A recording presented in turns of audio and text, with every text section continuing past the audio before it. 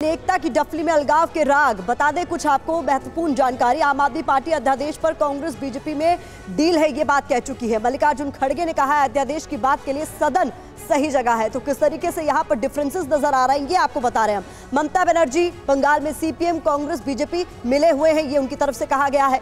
JDU बैठक का agenda 2024 का चुनाव है, जेडीयू की तरफ से कहा गया है। अखिलेश यादव की बात करें तो उनकी तरफ से कहा गया है जो जहां मजबूत कांग्रेस वहां उसका साथ दे। शरद पवार की तरफ से कहा गया है 2024 तक महाआघाड़ी के रहने पर सवाल है। तो कई तरह के डिफरेंसेस यहां पर नजर आ रहे हैं। अब सवाल यह है कि अपना अपना एजेंडा कैसे बनेगा मोर्चा, ये तमाम कई तरह के सवाल हैं जिसका जवाब तलाशने की कोशिश आज इस महा बैठक के जरिए भी की जाएगी। चलिए ग्राउंड जीरो का रुख कर लेते हैं। रुपेश कुमार चूंकि पटना से सीधे हमारे साथ जुड़े हुए हैं। रुपेश, क्या बैठक शुरू हो गई है और अगर नहीं हुई है तो कितना और इंतजार करना होगा?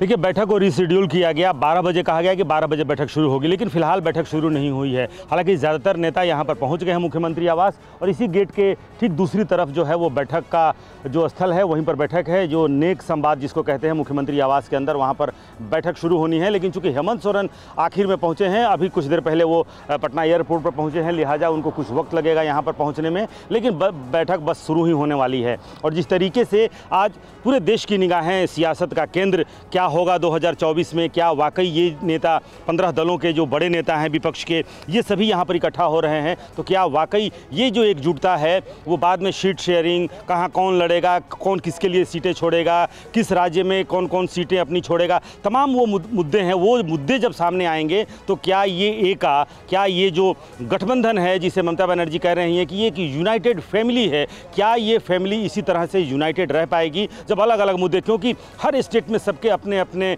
इंटरेस्ट हैं, एक दूसरे से वो लड़ते रहे, तमाम तरह के वो बहस मुबाहिसे होंगे, लेकिन क्या जब वो दौर शुरू होगा बैठकों का और जब वो सीट शेयरिंग के बाद शुरू होगी तब भी क्या यह 15 दलों के नेता इसी तरह से एकजुट रहेंगे? लेकिन फिलहाल इतना तो है कि कम से कम ये 15 दलों के नेताओं ने आज कम से कम एक साथ बैठ करके एकजुटता कम से कम प्रदर्शित कर दी है। आगे कई इंटरेस्ट है, कहीं ना कहीं एक शुरुआत तो हुई, इसे इस तरीके से देखा जा रहा है। मैं चाहूंगी आप लगातार नजर बनाए रखें और जैसे ही बैठक की शुरुआत होती है अपडेट के लिए फिर से मैं आपका रुख करूंगी। इस वक्त हमारे रोविंग एडिटर पंकज झा भी स्टूडियो में हमारे साथ मौजूद है। पंकज जी, ये जिस तरीके से रुपेश कह रहे हैं कि पहले तो बड़ा चैलेंज ये था कि सभी विपक्षी दलों को एक साथ एकजुट करके एक मंच पर लाना, अब वो पहली कड़ी जो है एक तरीके से वो एक पहला एजेंडा कहीं ना कहीं यहाँ पर कंप्लीट हो गया। लेकिन क्या इतना आसान है मोदी बनाम विपक्ष को एकजुट करना? क्या इतना आसान है तब जब सबके अपने अपने टर्म्स एंड कंडीशंस है? प्रतिमा, देखिए, लोकतंत्र है और सारी पार्टियों के अपने अपने एजेंडे होते हैं, इसमें कोई नई बात नहीं है।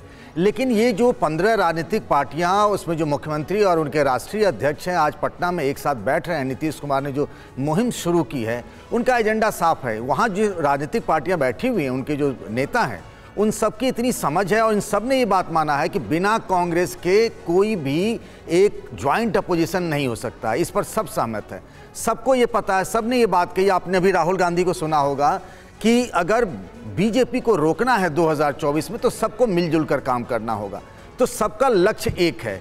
और देखिए, जहाँ तक राजनीतिक पार्टियाँ जुड़ रही हैं तो उसमें कुछ ही ऐसे राज्य हैं जहाँ पे उनको दिक्कत होगी। महाराष्ट्र हो या फिर बिहार हो या फिर दूसरे महत्वपूर्ण राज्य जो हैं, वहाँ पर ऑलरेडी महागठबंधन है। अब ये बैठे हैं, 2024 के चुनाव को लेकर बातचीत हो रही है। कल तक ऐसा लग रहा था कि आम आदमी पार्टी बायकॉट कर सकती है, लेकिन आपने देखा किस तरीके से वो भी वहाँ पे मौजूद हैं। ममता बनर्जी ने जो बात कही, लालू यादव के जो पांव छुए, जितने बॉडी लैंग्वेज और गुडविल गेस्चर्स आ रहे हैं, नीतीश कुमार जाके खुद एयरपोर्ट पर सबको रिसीव कर रहे हैं, तो संकेत अच्छे हैं। सब एक साथ बैठे हैं, सबको पता लक्ष्य क्या है और ये भी पता है कि कोई तीसरा या चौथा मोर्चा बनाने से एनडीए को फायदा होगा, इसीलिए ज्वाइंट अपोजिशन ही एक बेहतर विकल्प। तो जब किसी एक चेहरे की बात आएगी क्या उस पर सहमति बन पाएगी? क्या राहुल गांधी सबको एक्सेप्टेबल होंगे? ये भी बड़ा सवाल है।